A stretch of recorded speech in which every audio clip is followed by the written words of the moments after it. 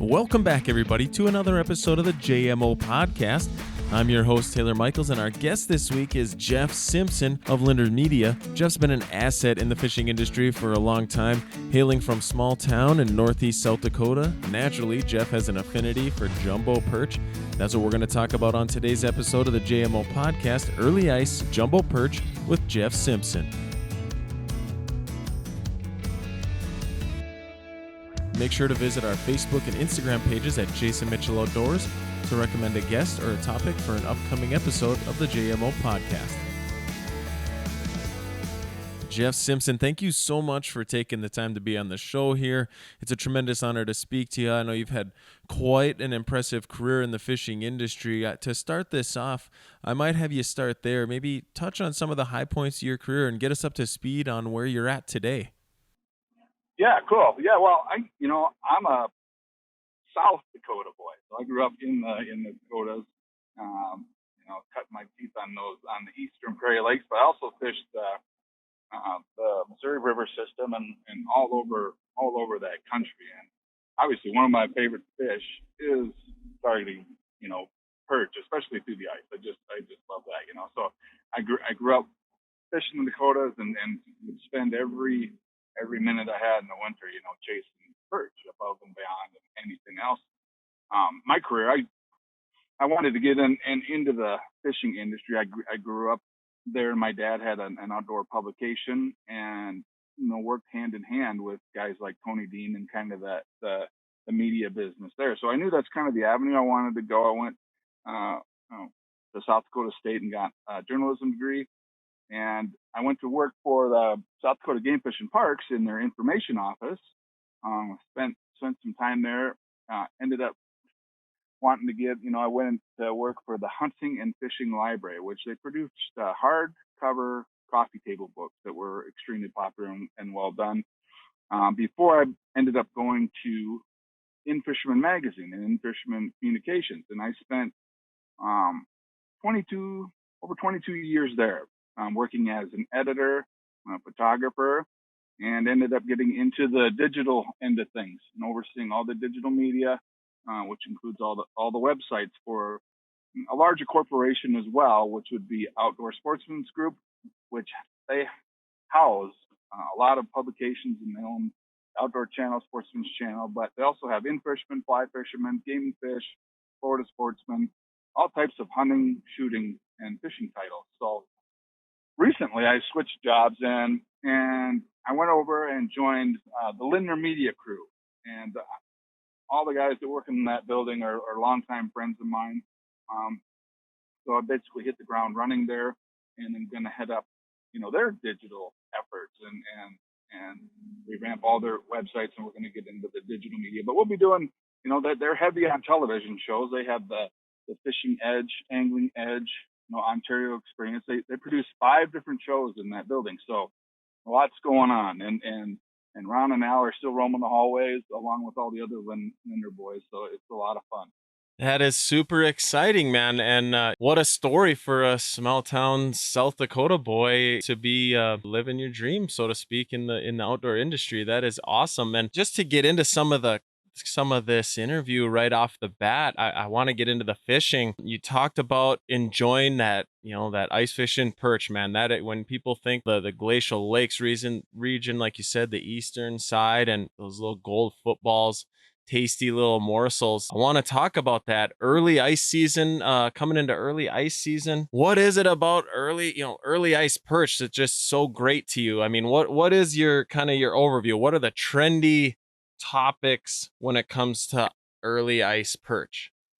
Right. Yep. And, we've talked about perch and written articles about perch, over the years. And the bottom line is they are really good to eat. Right. And that's part of it. Definitely. Obviously, people love to harvest, and eat those delicious fish. However, they're really fun to catch and to track down and to hunt.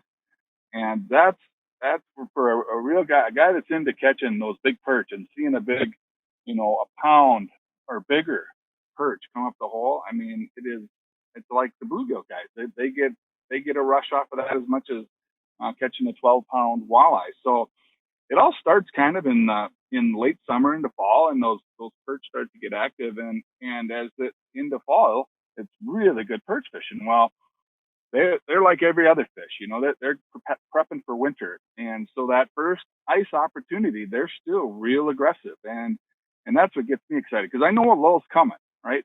It's you head into late December, January, and things are going to change. So it's real important to get out there and to track those fish down. Obviously with the high water issues or high water status in South Dakota, that those fish over there can grow, and same as North Dakota, they grow incredibly fast and they grow incredibly big. And that's it. The Prairie Lakes have really been known for creating jumbo perch. That said, there's more jumbo perch in the country now than ever before. So it's really a great opportunity to capitalize on these fish. Now that said, when you go out there, like I said, they're real aggressive. I mean, that first ice, they're still trying to pack on some weight, and that's in preparation for winter, but also in preparation for the life cycle of spawning. So when I generally, that first opportunity you can get out there on safe ice, they're going to be pretty aggressive, and in those prairie lakes over there, they're basin lakes, and so those fish are somewhat nomadic. They're moving around, and you gotta track them down and find them, or attract them to you. And it's a real interesting story. Like, that's 20 some years ago now. I was trying to figure out, during this hunt for perch, how to find these fish. So we either had to come up with a plan to we drill in a pinwheel direction. We start in the center, and we'd go in north, south, east, west, and try to track down these schools. Well, another idea I had was to decoy them to me and to get those fish to come to me. So I started jigging like a larger size. Basically, it wasn't a fish decoy like you'd use for spearing, but it was a larger bait, almost crankbait like, that I made. And lo and behold, like, the fish started swarming in, because those basin lakes, they can see for a long, long ways away. Well, the point of the story is what that bait ended up being. I further developed it, and it ended up being the Salmo Chubby Darter. And it was really designed to fish those prairie lakes. That's where it kind of originated, to attract those fish to me below my hole, so I didn't have to drill so many holes, and search for them. When we first put that bait down, they really flocked in. They really did. I mean, it was unbelievable, like, how many fish were attracted to that bait. And there's something about, and this is, I don't care if you're using a topwater bait or a crankbait, any type of new lure that you throw in the water does have that magical trait, and it will fade, after the first couple of years. And the more people use it, the more, and the fish see it will fade. But it sure did work, and it still does today. We go out there and use it. We'll drill 2 holes, and we'll just keep that chubby darter just dangling down there. And if you're thinking prairie bait, like I said, those fish are roaming. So once you'll have schools move through, and you'll maybe pluck off 1 or 2. But if you have a chubby darter down, just hanging there like 2 feet off the bottom, keep it in 1 hole and fish with like a smaller panfish spoon or whatever you're using in your other hole. It'll keep those fish below you longer. It really does work, and once in a while, every so often, just dead sticking that chubby darter, boom, up a big enough perch will come through and he'll smack that thing. So that's really a cool thing. I know that works time and again. My dad's over there, and he uses that technique all the time, and he's got other guys using it, and it's really, really effective. I love it. Thinking about those stories and developing baits like that, and a bait like the Chubby Darter, that there you are, developing something, probably didn't realize how well it would transcend just, that perch fishing. I mean, that Chubby Darter is, effective even in the summertime, not just ice time, and all species, when you look at the different sizes. What an amazing story. But, I wanted to, even dial it back, and kind of do a little deep dive into what you were saying there, pick it apart in chunks. You're talking about finding that productive water where you were drilling those pinwheel configurations. And, what did you ever, or, over the years, what would you say is kind of the the recipe for success when it comes to finding that productive water? I mean, doing your homework and finding the bodies of water that have perch, first of all, but then going out there, and drilling those holes. Talk a little bit about that process for you when you're thinking early ice perch. Absolutely. Yeah. Yep. Ultimately, you have to know where those good populations are. You have to do your homework there, and over there they'll spring up, and they'll get fished down, and then there'll be another lake that pops up, and is really, so you have to have your finger on the pulse, so to speak, if you really want to be on top of the good perch bite. As far as once you know that lake, or the lakes that have real good potential, there are certain things you can look for. Again, those are basin type lakes, so a 1 foot difference can be all the difference in the world. An edge, say the water was lower and it created an edge just from the waves washing up against it, and then the water came up. Well, that's an edge. Okay, and fish relate to edges. So I look for things like that. I'll look, say an ice heave has formed across the lake. That the ice, the bottom of the ice is an edge.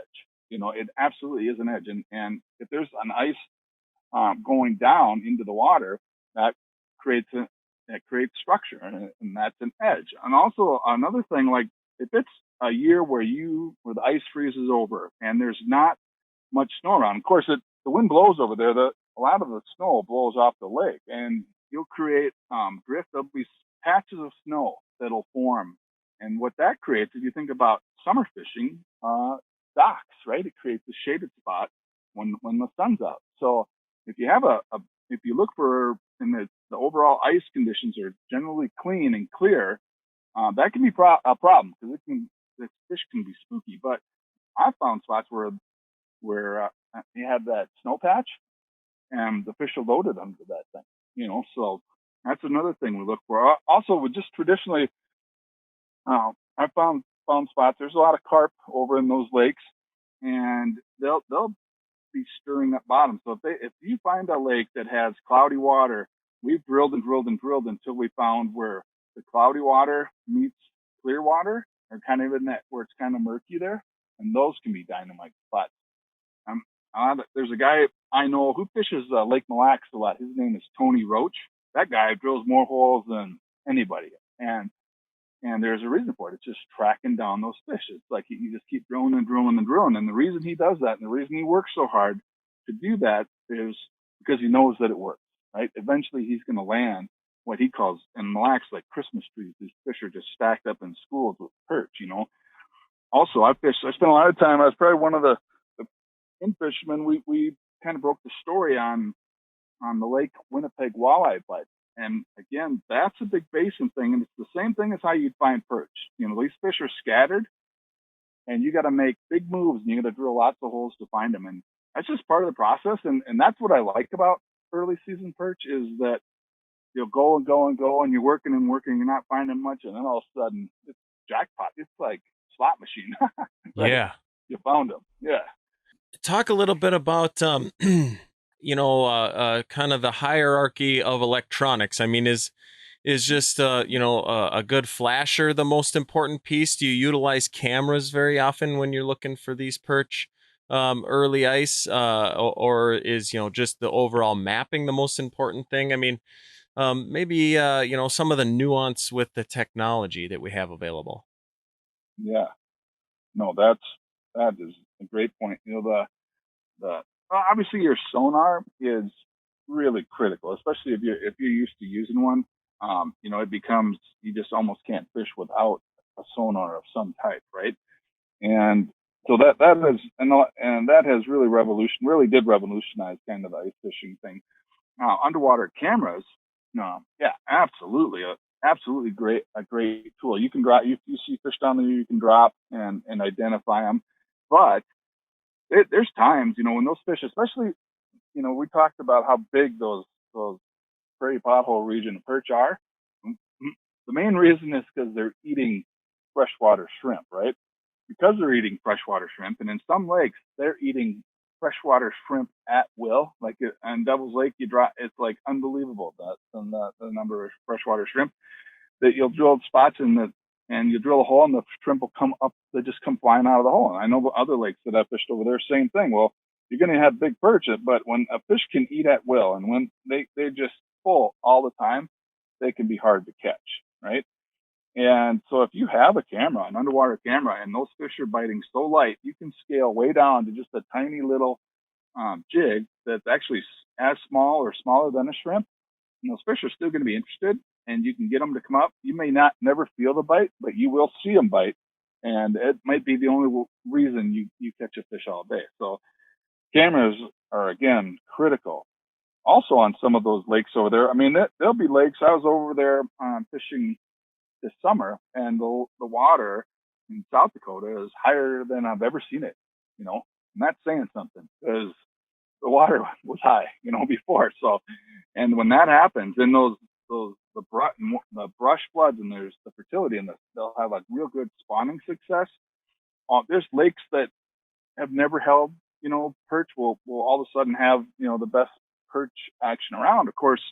And you can fish these bodies of water, most of them, if you can have, get access to them, via public land. So with the new mapping that they have, you can actually go out there with your boat and map the spot during the open water season. You can actually build your own lake maps, using these sonars. And they make a combo kit where you can just, bam, take that up, plug that on your boat, build a map of the lake you want to fish, and then in the winter, plop that on your ice unit, and you're good to go. So it is really an exciting time with all the technology that we have to be an ice angler. It's been really a fun thing to see. I used to do the ice fishing guide. I was the primary editor for the ice fishing guide. And of course, we were doing all kinds of fishing magazines, but to be involved in ice fishing, to watch the popularity of the sport evolve over the past 20 years has just been a lot of fun to watch,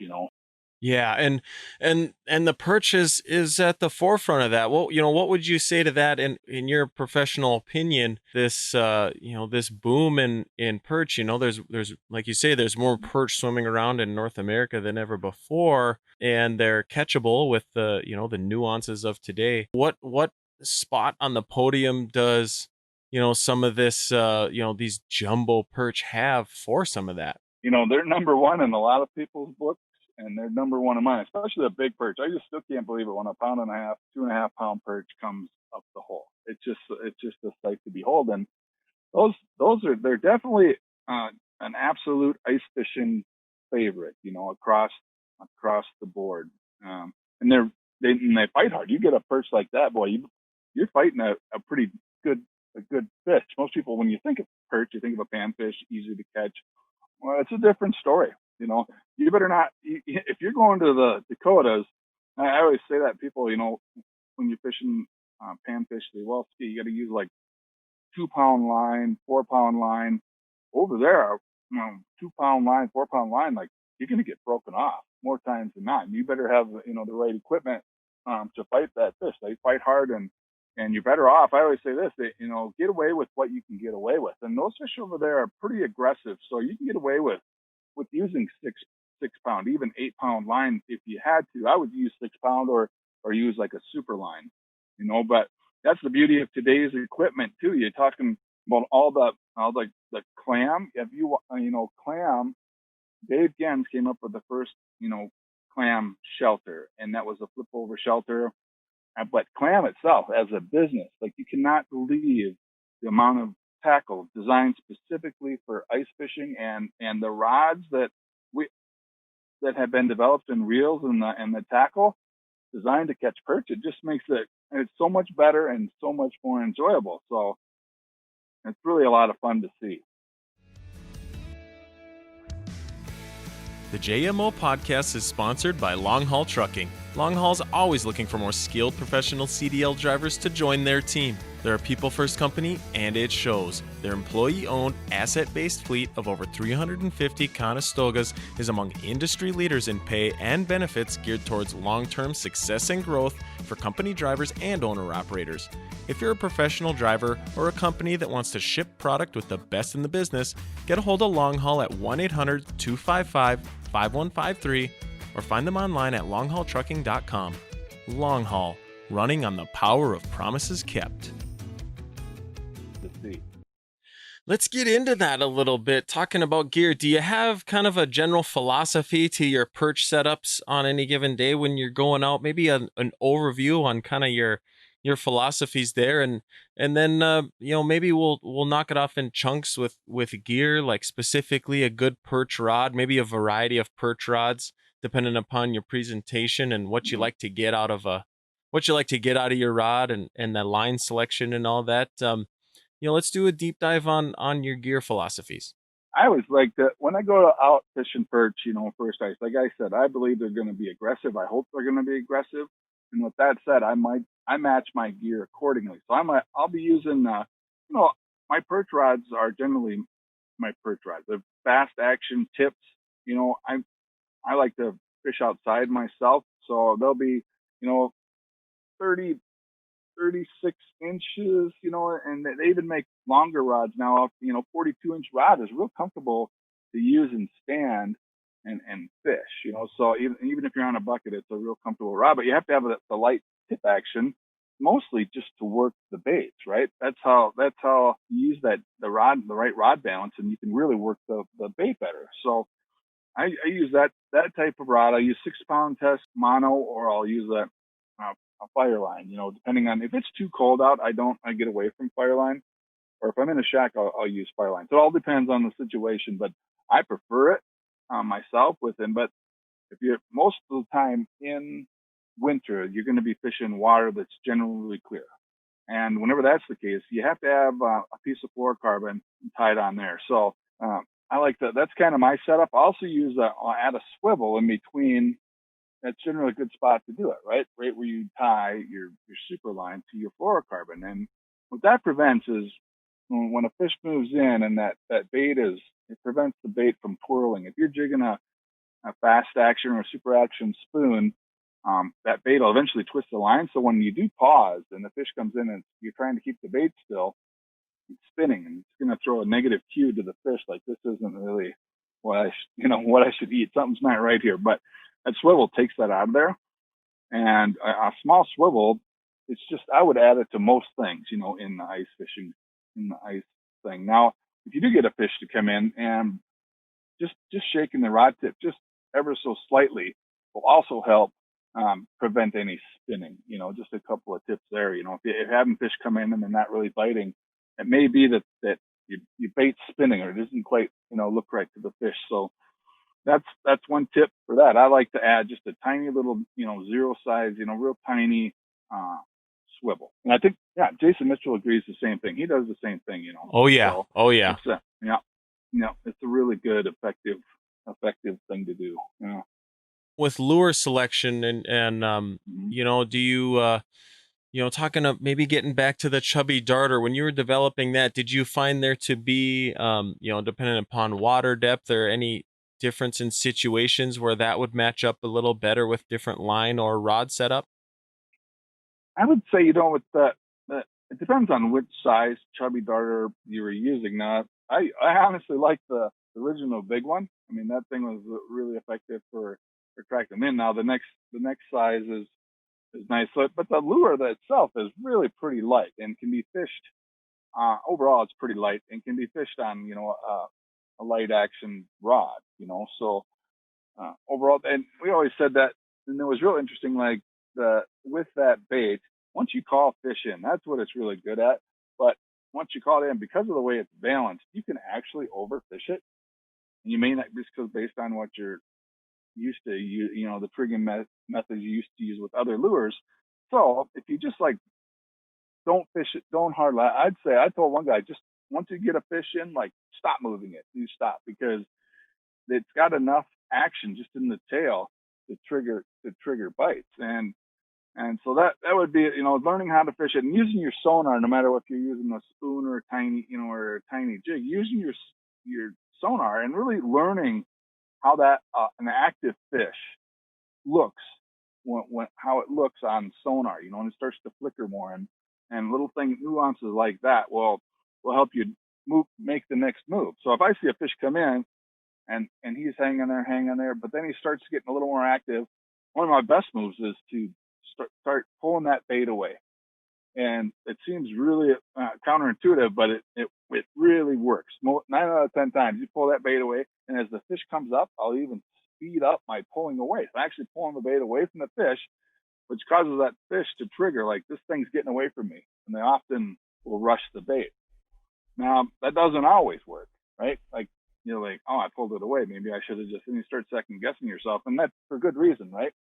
So next time, maybe you'll try something new where you just would slowly jiggle the bait, So there's all kinds of different things once you get into it, how to trigger these perch. I will say that once you get a school of perch below you and you get the first one to bite, like, for whatever reason, like, it seems like you better get your line down real quick, because the next one's gonna bite, whether it's competition or what happens with that thing. That's the time you make hay. So once you get a fish to bite, unhook it and get back down there as fast as you can, because there's a good chance that you can catch 3 or 4 in a row or more. When I go out there too, I mean, you might say, I like fishing with spoons. I like fishing with tiny jigs.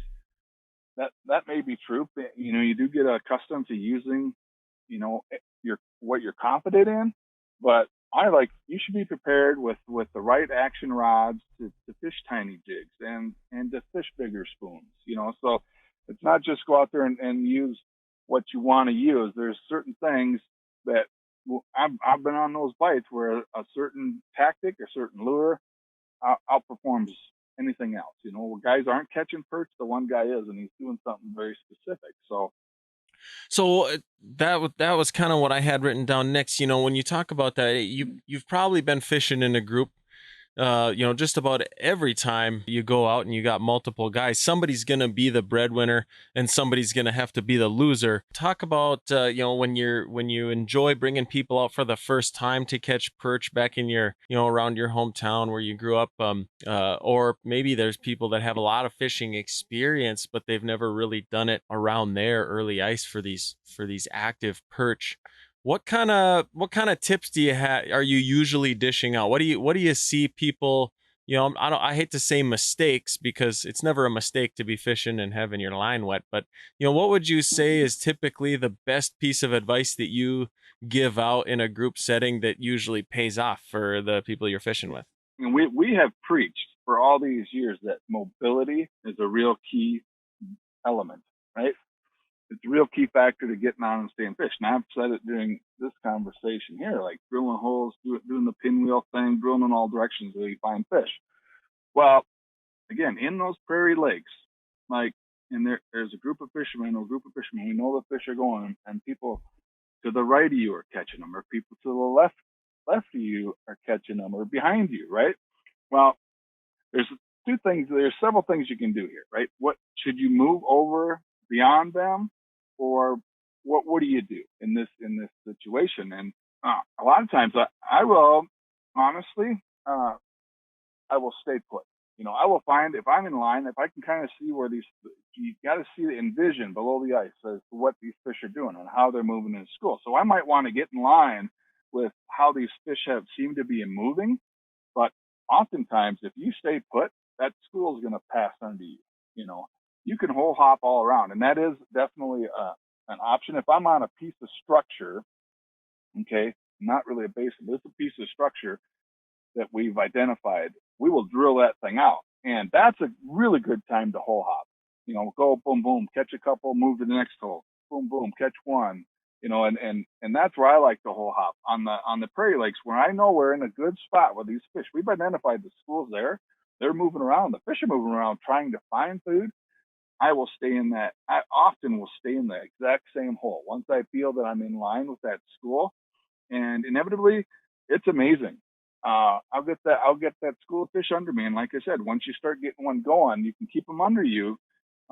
With that, again, with implementing that chubby darter and keeping those fish under you, and you can get on fire. And all of a sudden, you're the guy who just put 10, 15 perch on the ice. So I do enjoy that part of it. I think some guys they see somebody catch a fish and they're like, boom, they move over there. They hop, skip over there. And I don't know if you've ever watched a flock of pelicans work, or seagulls, or even ducks in a cornfield. they'll hop over each other and hop over each other. And you'll see that with perch fishermen that are on a school of perch. They'll see some action and they'll keep hopping and hopping and hopping, which again can work. But I'm also seeing sometimes the best thing to do is just to sit still. One question I like to ask, on topics like this specifically, early ice perch, to the average guy that already has a few rods and has a few things in his tackle box and kind of has the basic setup to be going out fishing, but maybe has a little bit of a budget saved up. What is some good money spent to really upgrade or just kind of take your game to the next level when it comes to attacking perch early in the season? I think it's, again, Clan Corp has come up with a bunch of, they have all the comfortable gear you'd ever want, the, best shacks. And they really got into some real cool rod development, so I enjoy it. It's an enjoyable thing. I've fished with rods that aren't so good compared to rods that are really good. And for me personally, like using a good rod really makes all the difference. If you, and that might take an investment. Like people are like, well, I don't really know. I don't know what to think about paying $100 to $150 for a custom rod, or even $75 for a good combo, whatever the case may be. If you do your research, there's a lot of good sticks out there, and it just makes all the difference in the world to have a good, reliable reel and a rod that allows you to work the bait correctly and detect bites. Right? They make real soft tip action rods that, I mean, again, just compared to not too long ago, just weren't available, on the market. So I like that. I like the good rod. Now, as far as you have to have a sonar and you have to invest in a good sonar. Again, that market's wide open. They have, all the big players have gotten involved, and you can still the flasher, the Vexlar are still just hugely popular, and so there's all kinds of options out there. They're all really good. That's the cool thing about, again, where we've evolved to. A lot of that technology trickles down, and the price points are pretty affordable for a really good sonar. So I'd also, with all the tack, organize your tackle and get, that's part of it too. Just having I'm a real tackle guy, and I just love having, all the lures organized. The boxes they make today are really, really fun to organize your tackle, and you come up with a real system. Spend some time organizing how you want to be organized on the ice. I'll say that, we did a television series, and it was a season-long ice fishing show. And I'll tell you what, the rigors of ice fishing are the real. And you try to do a television show on ice fishing, like, you're getting beat up, and so is your equipment. But you really have to come up with a good system of having this stuff organized, and so you're not getting frustrated, and because it's cold out there, you just come up with a real good system, how you store your auger, how you store your rods so they're not getting broken by accident, how you keep your baits, what, all that sort of thing. You really come up with a system, and it's really fun. It's almost like it's your own boat, but it's for ice fishing, so really cool. Yeah, I mean, that's probably one of my favorite aspects of ice fishing. Is it's really a good sport for a gear junkie. People that just, guys like us that just like to have a lot of stuff, or we like to have the latest and greatest gadgets. Ice fishing is so perfect for that because, you get these tackle boxes that have 100 compartments in it, and you can only fill up 75 with what you got. Well, perfect. Now I got to head back to the store and buy a whole bunch more stuff to fill out those empty slots, I want to talk a little bit about artificials versus kind of the real meat. When you're perch fishing, what percentage of the time are you using a live bait or a piece of something, something real bait versus using the new technologies in the plastics? You talk about like clam, with the Mackie plastics and all that. Tremendous advancements in that technology and that world. Where do you think that has taken us? In terms of targeting these prairie pothole perch in the early ice season? No, I think again, those baits are, if you buy some of those baits, now I will say, I will defend live bait too. Like, bring your live bait, that's an extra. If you have a wax worm or Euro larva, whatever you're using, minnow head or minnow, that's all good. But boy, if you can get fish to go on plastics, it's unbelievable. And a lot of times they will. You can rig that you buy. I suggest buying a packet or two and testing it. If you have an aquarium, fine, test it in there where you can literally see how that stuff moves when you jiggle it. Like, and you learn how to make those moves, and it looks like it really brings that a piece of tungsten or a lead jig to life. And when they're on that plastic, it's just awesome because you don't have to. It's cold out, so you don't have to rebait. You can just unhook the fish and drop it back down, and that plastic's real. Although it's super supple and super lively, will stay on there fish after fish after fish. So that said, it's a triggering. Adding that soft plastic is a triggering because it really gives a lively visual to those fish. I prefer, if I can get fish to go on plastics, that's what I'm doing. But I'm not telling you to leave the live bait home either. And that's not a crutch. A lot of experts will say, I've used live bait. That's just a crutch. It's not a crutch because if the guy who did bring live bait has you 25-0, who's using crutches now, right? Yeah. Oh, 100%. Yeah. You got to leave you got to leave a little bit of your pride at the door when you're going fishing any day, right? Because it's fishing, it's not catching. So whatever they're going on. That's right. I guess I had a little bit of a closer. I was going to see if you had any good perch recipes that are your favorite that you like to promote.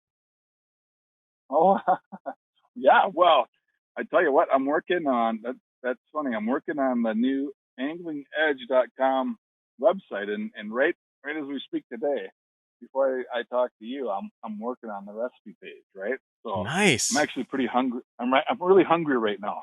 Yeah. Oh yeah. You stare at those recipes all day, but first, perch. I mean, I don't know. I grew up, like I said, in South Dakota, and we had walleye. I know we had it every week when I was a kid, right? I know we did, and so, and it's just kind of a funny thing. I can eat walleye. I mean, it's not like I'm burnt out on it or anything, but I'll have one or two pieces and then I'm done. With perch, like, I can just keep eating it like a bucket of popcorn. I don't know what it is. They're just so good. There's a sweetness to them. So first and foremost, I like fried perch. If you're gonna fry it in a fish batter, uh, that's my all-time favorite. But fish sandwich for sure. I like having a perch sandwiches with bacon and lettuce, and again that's fried too. But uh, another one of my simple favorites, because they're so firm and sweet, is to just take a pan, and it's real simple. It's onions, butter, and seasoning in that pan, and then you basically broil them or cook them on the grill until that the meat turns white. And it's just a real. I just love the natural flavor. I mean, real lightly seasoned. The natural flavor of a perch to me is like, it's unmatched. Perfect, man. Do you got maybe like a 1 or 2 minute closer? Just any kind of early ice perch fishing information that we've left out? Yeah, when it comes to first ice perches, I think about two fish when I think of first ice. I think about walleyes because they're on the chew on the spot, and the other one I do is think about perch. The real cool thing is you got time before when hunting season ends and ice fishing season begins. You have time to get all your stuff organized. So if you're gonna plan on going perch fishing, I suggest you get your little ice kit ready. I love to use a one-man clam shelter, and I got a smaller bait bucket that'll fit in there, and a hand auger or an electric auger, and really fine ice. So I'm gonna be hoofing it right at first ice, and to really get your kit put together and your ducks in a row that way. And then when it comes, you pick your spot if you kind of know where you're gonna go. And at first, if you're fishing, perch are generally pretty curious fish, and they're not. If you're out there in the day, so if you're fishing there at 5 minutes, nothing, move. Again, I like to do a wheel. Picture a wheel, and in the center is the hub. That's where your first hole is. Okay, so you drill in one direction, and say you're going north, and drill that out 200 feet if you're in those basins, or 200 yards. I'm sorry, 200 yards, right? And then take another line in another direction and drill And that pinwheel method, if you do that in a circle on a pretty good, that has worked for me more times than not. Also, on that first ice, there's not much snow around on that first ice. And if you do get a glaze of snow, or you see if there's anything covering the ice that those perch can find a little shade in those shallow basins, test out those spots and see if you can find right on that edge. Envision it like a dock would provide shade for perch. Those can be deadly spots. Ice heaves, again, be careful around ice heaves, but those can also be edges. And shoreline breaks, that where there's a shoreline break where there's just a little bit of depth change, or you're near an inlet, again, where it's safe, you're on safe ice, but there's water, there's bugs, and where these fish have been in there moving where they were in the fall. Check those spots first. And generally, first ice perch, hopefully they're going to be pretty aggressive. That's been my experience. It's just a great time to tap into some jumbos, which are a lot of fishermen's favorite for sure. Perfect, Jeff. I'm super happy, man. Why don't we just put a bow on it right there, and maybe Nice. share some of your social medias or some of the content pages for people to kind of find where some of your influence is at. Yeah, well, at Lindner Media, we have several, outlets and media outlets. One great one, and I know Jason Mitchell participates in, is Angling Buzz. And that has a lot of good fishing articles and a real cool thing on the homepage. We recently redesigned that website, and there's a spot on there with North Dakota and South Dakota where guides and experts are given fishing tips and fishing report updates. And we're going to continue to grow that section. Keep an eye on that. As far as our social, we're on Facebook, we're on Instagram. We're everywhere on social, just like everybody else, and we'll share some of our rich content on those sites. But in the near future, next 5 months, I'm probably going to be relaunching Angling Edge, which, again, tons and tons, hours and hours of great video, a lot of ice fishing stuff. The Lindners have always been on the cutting edge of delivering top-notch ice fishing material, and then we're going to continue to proceed forward with that mission. Awesome, Jeff. Once again, thank you so much for the time. Tremendous honor to talk to you, and I'll let you back at it. All right. Great. Thank you very much.